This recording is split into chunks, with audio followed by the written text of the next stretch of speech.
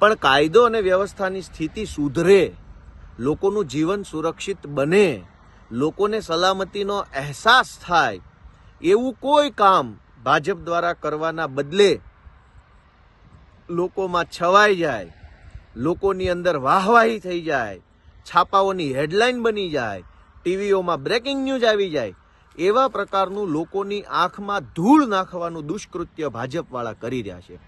આજે હર્ષ સંઘવીએ કંઈક નિર્ણય કર્યો અને હર્ષ સંઘવીએ ગુજરાતના ડીજીપીને, મુખ્ય પોલીસ અધિકારીને કહ્યું કે આપણે તમાશો કરવા માટે થઈને શું કરવું પડે, તો બંને કદાચ નક્કી કર્યું હશે, આ મારું કલ્પના છે, અને તમાશો કરવા માટે નિર્ણય કર્યો કે 100 કલાકની અંદર એક્શન લેવામાં આવશે અને બધા જ લુખ્ખાઓની યાદી બનાવવામાં આવશે. અરે વાહ ભાઈ વાહ, લુખ્ખાઓને છાવરનારા લોકો જ લુખ્ખાઓની યાદી બનાવશે, મતલબ ગજબ તમાશો ચાલે છે. ગુજરાતના તમામ તોડબાજોને, તમામ લુખ્ખાઓને, તમામ અસામાજિક તત્વોને, તમામ જમીન માફિયાને, તમામ બુટલેગરોને, તમામ ડ્રગ્સ માફિયાઓને, તમામ રેશન માફિયાઓને,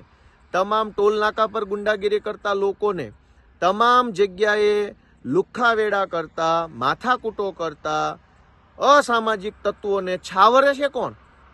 ભાજપના ધારાસભ્યો, ભાજપના જિલ્લા પંચાયતના સભ્યો, ભાજપના સંગઠનના માણસો તો છાવરે છે.